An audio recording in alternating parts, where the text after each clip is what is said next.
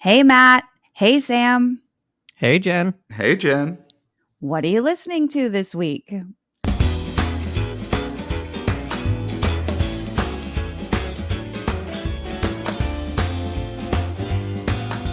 Welcome to Season 5 of What Are You Listening To? The weekly podcast created to foster community through music by sharing the stories behind the songs that soundtrack our lives. Some of the songs are old, some new, all good. I'm Jenn Tully, and this week I'm joined by Matt Sidholm and Sam Abusabi. They are the co-founders of the Super Awesome Mix Podcasting Network and co-hosts of the Super Awesome Mix podcast. And this week, they are here to help me create a 2025 holiday playlist to wrap up Season 5 of What Are You Listening To? This week, we'll finish the show and the season with a 6-song playlist of some of our holiday favorites. Which songs do you think we're going to discuss?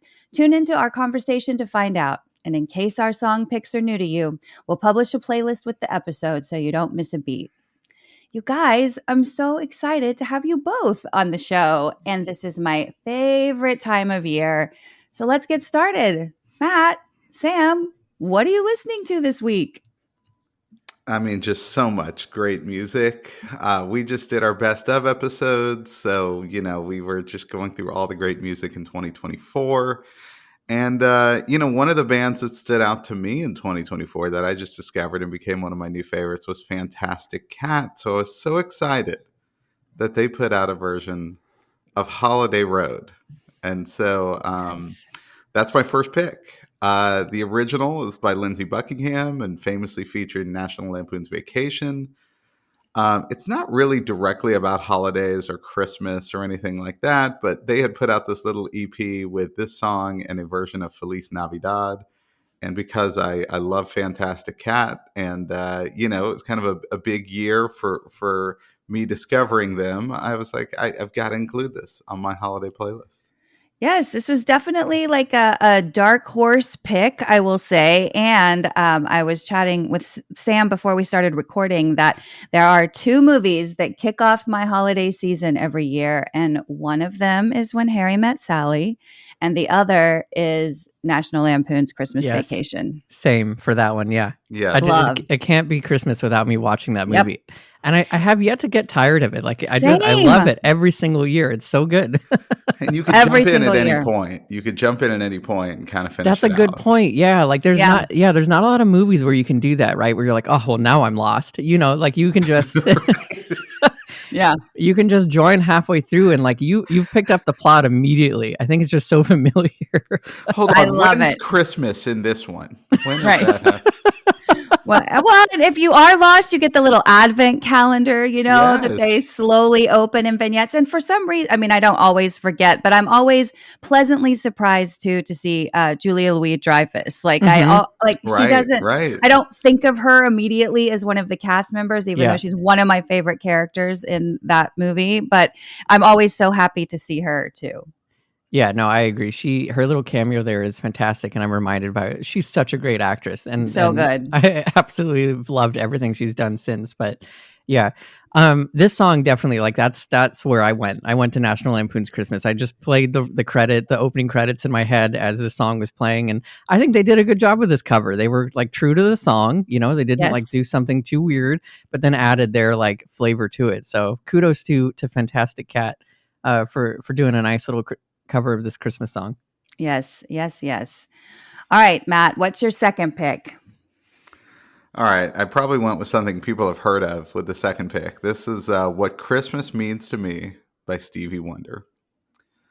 Just an amazing, just from the first couple notes, he kind of just sucks you in. It reminds me of his version of We Can Work It Out, by the Beatles when he did a cover of that. And like, it's hard to top the Beatles, and plenty of people have covered their songs, but that was one where I declared like, yeah, Stevie did it better, right? Like that's Stevie's song now. And this is not a cover, but just like when he gets into this one and the energy he brings and all of it, like I just love this one. And I've heard it a million times. And, I think, we all have those radio stations, whether you're on Sirius XM or just your local radio, that, come November 1st, they're like, we're doing Christmas music for the next 8 weeks, right? And some of the songs on there, I just get beaten down by, but this is one that every time it comes on, I'm in, gets me fired up for Christmas. I just love it.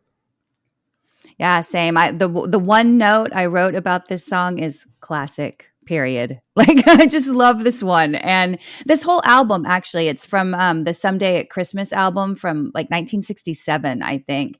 And this one's always a crowd pleaser, too, to all the families that are gathering this year. If you're looking for, music that everyone can listen to, that Stevie Wonder Someday at Christmas album always delivers. It's a crowd pleaser every time. Yeah, this one is so good. I agree. You just hit play on it and you're smiling. Like, you're just instantly smiling. I think he does such a great job with that. And pretty much most of his music, right? I just feel like that's the energy that Stevie Wonder brings to a room.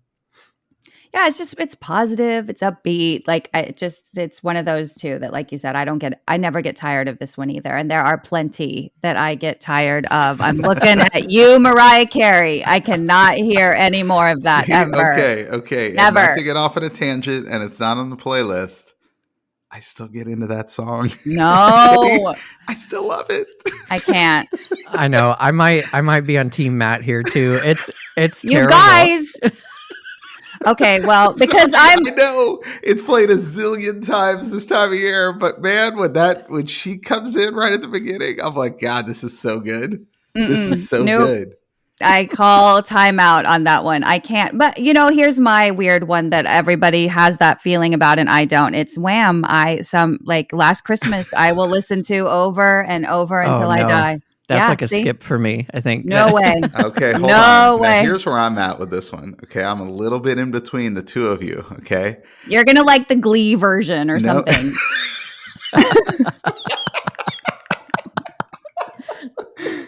No. What I was gonna say, and we just had a text string about this. It goes on a little too long. Okay, it could wrap up a little bit earlier, and then I think we might be able to bring Samara over. I think if we could wrap it up a little earlier.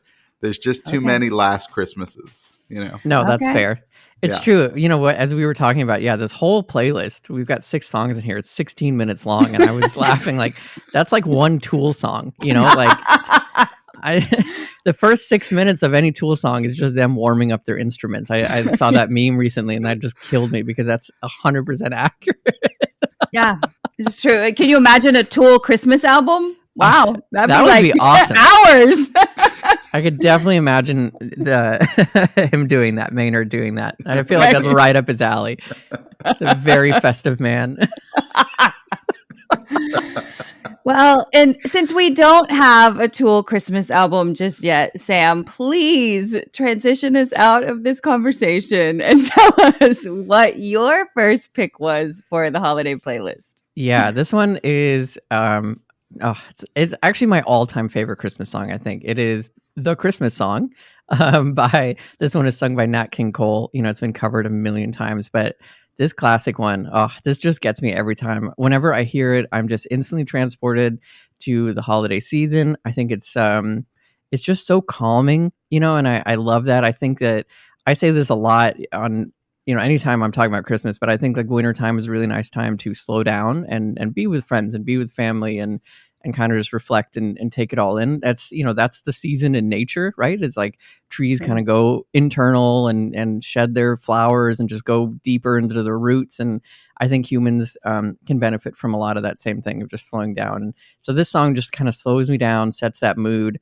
And it's so beautiful. I'm also a huge fan of chestnuts, and I make them every year because like you can just pop them in the oven. And so I'm like, yeah, chestnuts roasting on an open fire. I'm there. I tell you what, Samara, and obviously you're married now, so it wouldn't matter, but I bet you'd have a pretty unique dating profile if it was like loves chestnuts. That would be a good hook. Yeah, that would be a good hook. Wow. They're either in or out right there. Yeah, exactly. Decision made. I didn't even really know that chestnuts were a thing. Like, I'm glad to know that is something and that you enjoy that. Do they have a smell? Like, does it smell nice? I imagine that they would be something that like smell lovely roasting. Yeah, no, I don't know if it's like the smell for me, but I just love their taste. Like and so I lived for 2 years in Paris when I was a kid because my dad needed to go there for work, and they would have street vendors during Christmas time that would sell chestnuts that they're literally doing like in a little cart with a flame, and they, you kind of score them, you put them over the heat, and then they just crack open, and you peel the outsides and eat the chestnut on the inside, and they just taste so good. I can like pop like 100 of them, no problem. Sure, we all remember those winters in Paris growing up. Okay, real relatable story. Okay. Paris, Texas. That's where my family's from. Texas. So I was actually. It's about as far as we got. Well, Matt, I feel like that's an open invitation, though, to Sam's house next holiday season, so we can experience this chestnut magic. No kidding. No kidding. Yeah. If you can brave the New York City cold, I know that anytime it dips below 70, y'all are hitting the heat, turning that up at home. So it's true. It's true. It's true. It's going to be 56 today. Okay. I've got gloves on indoors. Yeah. We've got a fire in the fireplace. Yeah. It's just how we roll right now. I'm just burning furniture. Yeah. In the front yard. Yes. Yes. Well, pop some chestnuts on top of that fire. Right. Okay. Right. Yeah. Just like the Parisians do. We're on it. All right. Tell us about your second pick, Sam. Yes. Okay. So it is the Nutcracker classic, Dance of the Sugar Plum Fairy. So recently, Sarah and I had a chance to go and watch the New York Philharmonic perform Sounds of the Season, which was an amazing concert where they did a lot of, just songs of Christmas songs, Hanukkah ones, winter ones, and all of that. And they performed a version of this one that I absolutely loved. I tried to find it. I could not find it, but it started very classically. And I also learned that the instrument that opens up this song, I believe, is called a celeste. It's like an amazing little weird piano variation. It's incredible. But then the conductor had it kind of transform into a jazz band version of it. And it was so seamless and it sounded so cool. So ever since then, I've been kind of obsessed. And so I really want to try to find that version of it because I think it was so well done. But yeah, going to the NY Phil, as it's known here, was also, side note, I always think of Andy Bernard. There's a random scene where he's like, yeah, I went to Cornell. Have you heard of it? And I always want to... I always do that with New York, like I live in New York City. Have you heard of it? So it was awesome. It was such a nice little thing. So if you have a chance to, again, slow down, like listen to a musical concert like this, like a classical musical concert, it was very relaxing and calming and quite beautiful. Yeah, I love this too. I'm not, here we go again with like songs that I don't love, which is not really the point of the show, but I'm not a big like Trans-Siberian Orchestra gal either. Like I never really got into that. And so whenever I was like, please, nobody put one of those on the playlist this week. Please, please. So I was really happy that we got some Tchaikovsky and we got the Nutcracker and we did have like this really beautiful instrumental without it being the Philippine Trans-Siberian Orchestra. Plus, they're very anti-trans in Siberia, so it just doesn't. It. Oh my goodness! You can't help yourself over there. Well, I also too, because I love the ballet of this. Like I love the Nutcracker performed, and so I feel like I can see them dancing when I hear this song. It's one of my favorite parts of the show. Yes. Yeah. And then I don't know if this resonates with anyone either, but the song sounds like it's snowing to me. Like, I don't know if it's like the ding, ding, ding. Yeah, ding. it might be that instrument. Yeah, it has that kind of feel to it. I can see that. So I always love that too, because it immediately makes me think like, oh, it's snowing outside. And even though, it's probably 78 degrees here in Austin, but yeah, a girl can dream. I've got to confess here. I've never actually seen the Nutcracker. Oh no! Oh my goodness! and a surprise revelation to no one. All right. Well, you've got homework. If you're going to tell me to go watch all these terrible '80s movies all the time, you got to you got to add some culture to your life, Matt. I know culture. Nutcracker. Yeah, I think culture scares you a little bit. This song a compliment is that even if you're not familiar with the story, and even if you're not familiar with the show, like it's you know this song. Like, I think that's pretty impressive that it kind of transcends even the direct knowledge of it, and sort of like you have to be, into theater in some way, shape, or form. It's like, no, everyone knows this song. And it's completely reminiscent of winter. Jen, I think you nailed it when you said it sounds like it's snowing. But yeah, I think it's perfect. But yeah, I have never seen the Nutcracker. No, you don't have to be into theater or ballet, since it's actually a ballet, not a play. But okay, see, I don't even know. It just shows you how far removed I am from this, right?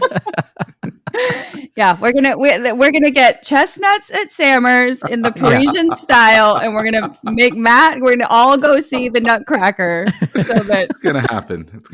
We're all leveling up. Yeah, we're growing as people. That's what we aspire to do. And 2025 is going to be our year for culture, big culture in 2025, everyone. Well, I'm going to take the reins now and start with my first pick. This is a song called The Merriest by Christy. This is an old song. The song is from 1961, but I just discovered it. I think it was last year that was the first time that I heard it. And I was surprised because we always had a lot of, classic Christmas music on in my house when I was a kid growing up. My parents were big music lovers, and so lots of records were played. Even my grandparents, same thing. Like everywhere we went, music was on. And so I was surprised that I hadn't heard this. And I remember when I discovered it, I was like, wait, is this an old song, or is this a song that's new, that's made to sound old? And so when I found out that it really was from 1961, I was like, oh, I like that. And this one is just, again, I'm a lyrics gal. I love the lyrics to this one. It's so positive. It's upbeat. It's kind of silly. And I just think it's so cheery. I love this one. Had you guys heard this one? Was this new for you? Is this an old classic? Tell me what you thought of this one. This was new for me. I think, but I loved it. Just the horns right at the beginning, and it was so like jazzy and kind of fun. And I also like the kind of lower register of her voice, because like nowadays, all you see, feel like, going back to our friend Mariah Carey, who we referenced earlier, like since she started coming out and hitting a lot of high notes and in her singing, that just became a thing among singers, right? And I think back in the 60s, you had some female voices that were a little lower. And I mean, she sounds fantastic, right? Like I love the sound of this song. And I was with you, Jen. I immediately was like, did I just miss this one? And it came out like a year ago, it was like 60 years old instead. But yeah, I loved it. Yeah, I had not heard it either, and I really liked it. It just instantly, again, it just has that sound. It's I like the lyrics a lot too. I think they're clever and they're fun, and just wishing everyone, and if you're down at all, they're like wishing you to be up. Yes, right? And I really like that.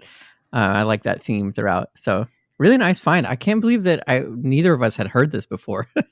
Right? I couldn't either. When I found it, I was like, how have I missed this song? And like, little small holiday tip, you have to find the album cover of this, the album that it's on. I think it's just like a Christy holiday classics or something, but it's just this beautiful old school, like she's throwing a snowball wearing this like lovely 60s pantsuit and a coat. I want to frame this album cover and use it as holiday decor. It's so like my vision of like this vintage Christmas vibe. Yeah, it's really nice. Yeah, this time of year. I'm looking at it now. I agree. Yeah. Those pants are awesome. Right? Those red pants. They're like red cigarette pants. I'm there all day for those. Yeah. What's the name of the album, Sammer? This Time of Year. Yes, This Time of Year. Thank you. So definitely check that out. And then my second pick to round out our holiday playlist is right back to where we started with Christmas Vacation.